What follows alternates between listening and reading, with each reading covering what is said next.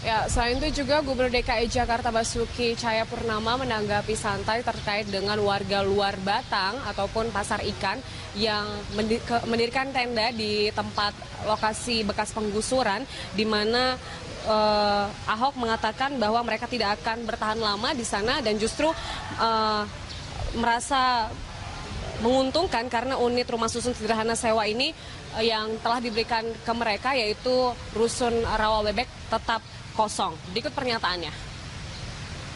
Saya kira saya berterima kasih kalau mereka nggak mau tinggal di rusun, terus ada yang mau biayain mereka, ya kan? Mau bangun tenda, saya pikir bagus aja. Bagus dong, ada partai resmi, berarti kan partai-partai kan itu melanggar wilayah. Mereka kan mengaku dia di kampung akuarium, toh. Kamu tahu nggak akuarium itu dibongkar terakhir tahun berapa? Pindah ke Ancol. Tahun 80-an. Sementara itu pemirsa, di acara diskusi pilkada yang berlangsung di Gedung Juang 45 Jakarta, kericuhan sempat terjadi antara pengamat politik Boni Hargens dengan massa anti Basuki Cahayapurnama.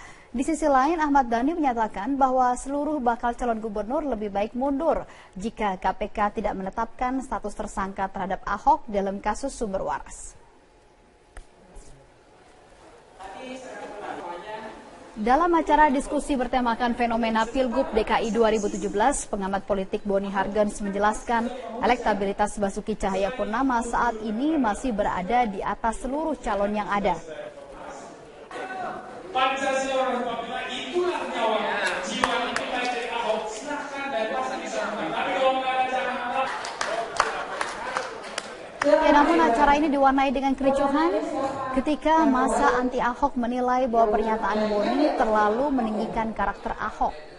Acara sempat terhenti sementara ketika Boni Hargens akhirnya keluar dari ruang diskusi. Sementara itu Ahmad Dhani menilai selama KPK tidak menetapkan status tersangka terhadap Ahok dalam kasus sumber waras ataupun reklamasi, maka dirinya menilai lebih baik seluruh calon lainnya mundur. Meski begitu, Hasnaini mengaku tetap optimis dengan pencalonannya menuju kursi DKI 1. Kalau pendapat saya, kita harus optimis karena ini ibu kota Jakarta, tidak indah rasanya tanpa seorang ibu. Jadi Jakarta ini membutuhkan seorang ibu, jadi kita maju terus, bekerja terus, yakinkan masyarakat, jangan pantang mundur, karena fenomena alam itu alam yang menentukan, bukan manusia yang mengatur. Semua sudah diatur dan takdir tidak pernah tertukar. Dan di mana takdir bisa mengatur masyarakat, hanya Allah yang ngatur. Jadi jangan goyang pokoknya. Semua ada waktunya. Semua kan ada waktunya. Semua kan ada waktunya. Kalau menurut Profesor J. Saitapi kan semua ada waktunya. Ya biarin aja dulu waktunya Ahok. Ya kan bersama Jokowi. Kalau tadi didengar statement dari Ibu Risma begitu, saya nggak mungkin meninggalkan Surabaya gitu karena sudah memiliki komitmen dengan warga Surabaya. Tapi kalau saya juga nggak mungkin nggak nurut sama ibu gitu ya. Kira-kira mana yang lebih kuat nih Mas Hanta? Iya, itu tergantung Ibu Risma tentunya. Tapi sejak awal memang kita sering mendengarkan statement Ibu Risma yang sangat sayang kepada Surabaya ya, karena sudah baru mendapatkan amanah dari warga Surabaya, itu menjadi kendala, tetapi juga seperti yang dikatakan ada pertimbangan politik kalau kemudian dalam masa PD Perjuangan ada hak prerogatif Ibu Ketua Umum kalau penugasan sifatnya kepada Ibu Risma, itu nanti akan bergantung pada perkembangan menurut saya seperti apa. Nah, cuma kalau kita lihat petanya, kalau Ibu Risma maju, ini memang ada faktor yang agak menarik ya. Kalau dalam kontestasi pilkada langsung semacam ini, pemilu secara langsung itu faktor kekuatan figur itu menjadi faktor yang sangat menentukan, sangat dominan. Bagaimana kekuatan magnet elektoralnya, bagaimana kekuatan personal brandingnya.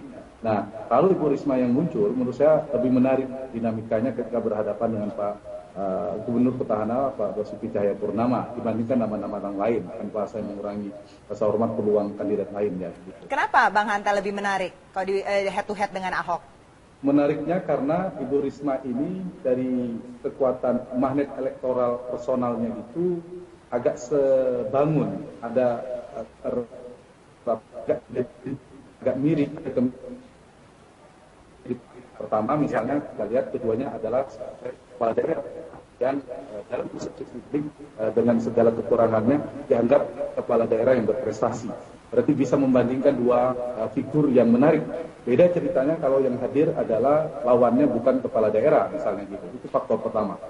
Faktor yang kedua, mungkin berbeda dengan daerah lain, di DKI Jakarta itu membutuhkan pemimpin yang tegas, yang berani, yang memiliki terobosan seperti halnya mengapa salah satunya faktor elektabilitas Pak Ahok sekarang cukup stabil, masih relatif tinggi, faktor itu. Tetapi itu juga dimiliki oleh Bu Risma. Kita tahu Pak Ahok yang tegas, Ibu Risma juga dalam persepsi publik menurut saya juga tegas, berani, terobosan-terobosan juga banyak. Hampir mirip juga kedua-duanya. Di sana ada bagaimana proses penertiban Doli, di sini ada Kalijodo. Kira-kira gitu, banyak hal yang bisa dibandingkan.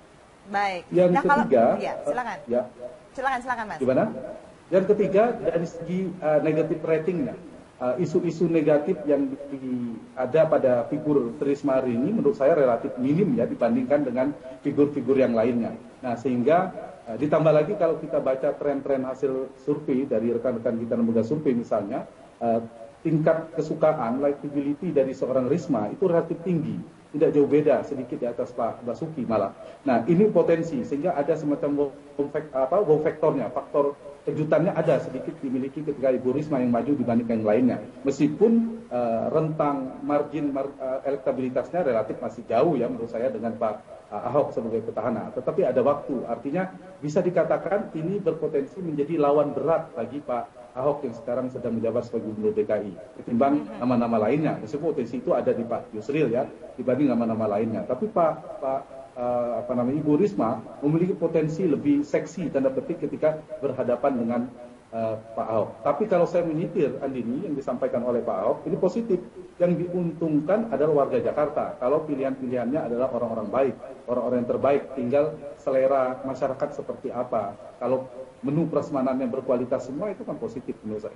Oke, kalau kita ngomong selera masyarakat Jakarta, begitu yang sudah 2 tahun saat ini ya, kalau dipimpin oleh Ahok, kemudian juga mendengar, kalau lebih hanya mendengar prestasi-prestasi dari Ibu Risma di Surabaya, melihat karakter dari warga Jakarta sendiri yang didominasi oleh kelas menengah ya saat ini untuk votersnya begitu, apakah mereka cenderung akan melihat petahana atau justru melihat sesuatu yang baru, terutama ini perempuan begitu, dan didukung oleh parpol?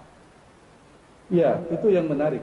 Masing-masing figur punya kelebihan yang hampir mirip, tapi masing-masing juga punya kelemahan. Ibu Risma pasti akan dipertanyakan soal baru beberapa bulan menjadi wali kota Surabaya, lalu menjadi maju misalnya menjadi gubernur DKI dan sebagainya.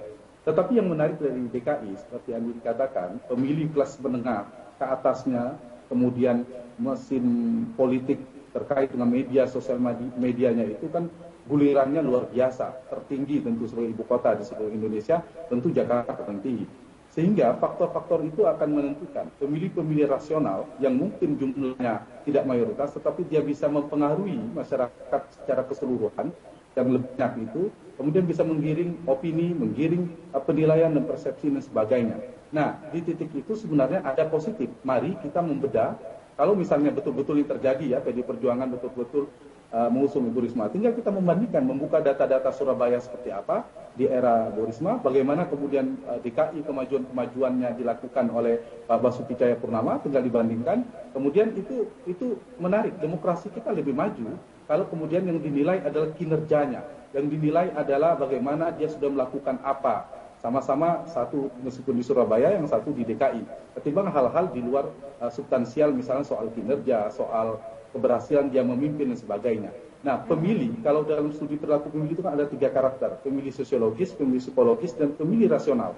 Nah, pemilih rasional, konteks Jakarta berbeda dengan daerah lain, ini sangat menentukan. Pemilih rasionalnya mungkin tidak mayoritas, tapi mempengaruhi pemilih psikologis yang sangat terpengaruh pada informasi. Sementara pemilih sosiologis, ada pemilih yang biasanya irasionalitasnya lebih tinggi ketimbang pemilih rasional. Nah, ini menariknya dari Jakarta, kita akan melihat wajah demokrasi pemilu Indonesia, Pilpres itu berada di DKI sebenarnya ketika semua terlibat, kelas menengah, masyarakat terdidik, intelektual berada di sini semua. Nah, Mas Hanta, kalau faktor gender, kemudian faktor ras dan agama begitu yang juga mau tidak mau memang menjadi faktor gitu ya untuk bagi pemilih. Itu masih nggak sih berperan penting untuk di Jakarta sendiri ini?